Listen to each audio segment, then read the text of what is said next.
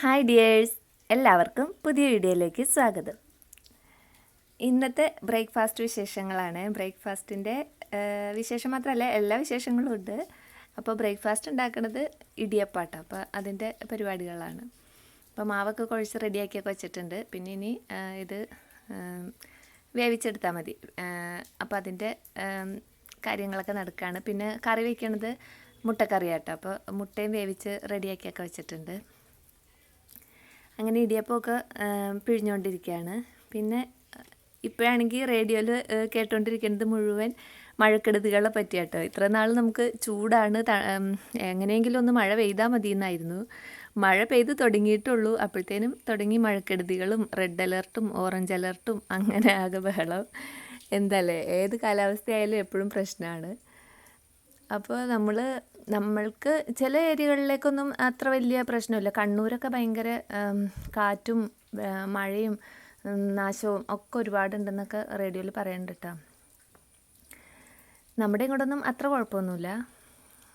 എന്തായാലും മഴ നല്ല തകർത്ത് പെയ്തുകൊണ്ടിരിക്കുന്നുണ്ട്. അപ്പോൾ ഞാൻ എൻ്റെ ബ്രേക്ക്ഫാസ്റ്റിൻ്റെ ജോലികളും ഇവിടെ നടന്നുകൊണ്ടിരിക്കുകയാണ്. ഇടിയപ്പമൊക്കെ പിഴിയലൊക്കെ ഫസ്റ്റ് ട്രിപ്പ് ആയിട്ടുണ്ട് കേട്ടോ. പിന്നെ ഇത് വേവിക്കാനായിട്ട് വയ്ക്കാം. അപ്പോൾ ആദ്യത്തെ ട്രിപ്പൊക്കെ റെഡിയായി കിട്ടി.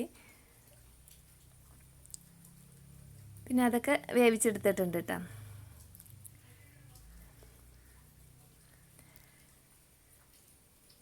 പിന്നെ അടുത്തത് ഇനി വേവിക്കാനായിട്ട് വയ്ക്കും. അപ്പോഴത്തേനും ആദ്യം കുട്ടികൾക്ക് കഴിക്കേണ്ടവർക്ക് കഴിക്കുകയും ചെയ്യാമല്ലോ. അപ്പോൾ ഞാൻ ഇത് കഴിഞ്ഞിട്ട് അടുത്ത ട്രിപ്പ് വേവിക്കാനായിട്ട് വച്ചിട്ടുണ്ട്. പിന്നെ മുട്ടക്കറിയും റെഡി ആയിട്ടുണ്ട് കേട്ടോ.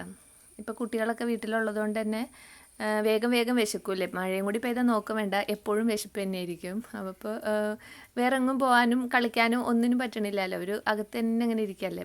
അല്ലെങ്കിൽ തന്നെ മഴ പെയ്യുമ്പോൾ എല്ലാവർക്കും വിശപ്പും കൂടുതലായിരിക്കും. പിന്നെ മീൻ കിട്ടിയിട്ടുണ്ട് കേട്ടോ, കൊഴുവ. അപ്പോൾ അത് ക്ലീനൊക്കെ ആക്കി കൊണ്ടുവന്നിട്ട് ഞാനത് മൊത്തം തന്നെ മസാല പുരട്ടി വെച്ചേക്കാണ്. അപ്പോൾ ഇത് ഫ്രൈ ചെയ്യാനായിട്ട് ഇന്ന് ആവശ്യമുള്ളത് എടുത്ത് ഫ്രൈ ചെയ്യും. ബാക്കി അങ്ങനെ തന്നെ ബോക്സിലാക്കി ഫ്രിഡ്ജിലേക്ക് വെച്ചേക്കും. അപ്പോൾ 2 ദിവസത്തേക്കോ 3 ദിവസത്തേക്കൊക്കെ ഉണ്ടാവും. പിന്നെ കറി വയ്ക്കാനായിട്ട് അവിയലാണ്. അപ്പോൾ കഷ്ണങ്ങളെല്ലാം അരിഞ്ഞ് ഞാൻ വേവിക്കാനായിട്ട് വെച്ചിട്ടുണ്ടായി. ഇതിനകത്തിപ്പോൾ ക്യാരറ്റ്, കായ്, ചേന, കപ്പങ്ങ, കോവയ്ക്ക, അങ്ങനെ എന്തൊക്കെയോ കഷ്ണങ്ങളാണ്. അതൊക്കെ അരിഞ്ഞ് വേവിക്കാനായിട്ട് വെച്ചിട്ടുണ്ടായി. അതൊക്കെ വേവായപ്പോൾ അതിലേക്ക് അരപ്പൊക്കെ ചേർത്ത് പിന്നെ വേപ്പിലയും പച്ച വെളിച്ചെണ്ണയും കൂടി തൂവിയിട്ട് മൂടി വെച്ച് കഴിഞ്ഞാൽ അവിയലും റെഡി ആവുമല്ലോ. അവിയലൊക്കെ അങ്ങനെ സെറ്റായി വന്നിട്ടുണ്ട്. പിന്നെ മീൻ ഫ്രൈ ചെയ്യാനായിട്ട് ഇട്ടിട്ടുണ്ട്.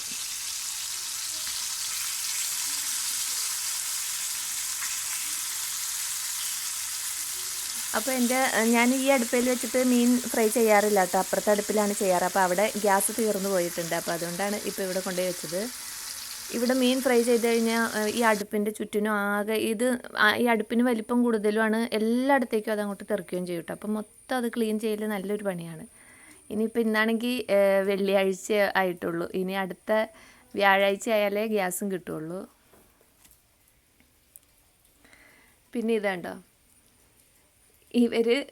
ഇപ്പോൾ മഴയായിട്ട് പുറത്തേക്കൊന്നും പോകാൻ പറ്റില്ല കേട്ടോ. ബ്യൂട്ടിയും ഇവരുടെ കാര്യം പറഞ്ഞു കഴിഞ്ഞാൽ നല്ല രസമാണ്. ഞാൻ പിന്നെ എപ്പോഴും അതിങ്ങനെ വീഡിയോ എടുത്ത് നിങ്ങളെ ബോറടിപ്പിക്കേണ്ടെന്ന് വിചാരിച്ചിട്ട് കാണിക്കാത്തതാട്ടോ.